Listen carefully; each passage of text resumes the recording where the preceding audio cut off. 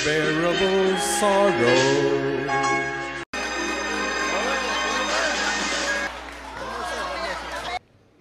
Kinalabit na ako ni Jessie. Sabi, nagkamali lang po siya ng daanan. Napunta siya sa may golf course na napakaliwanag. Kung nagkonsulta lang siya sa political advisor, few with the citizens and citizens from all walks of life.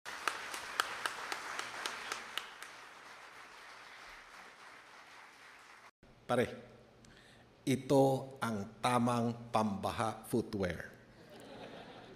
Karamihan sa mga kababayan nating nababaha, nakatsinelas. Sabi ko doon, emergency landing. Lahat ng 5 helicopters landed within less than 5 minutes, I think. Paglapag na paglapag po namin, hindi ko po pinapatamaan si Sec Cesar Purisima. Pero the minute po maghubad ng sapatos si Secretary Cesar, no frills, no kartehan, something as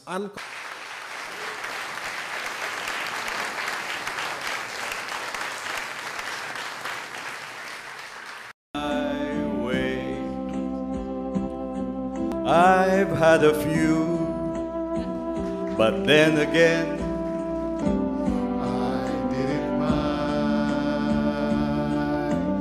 way. oh, what is a man?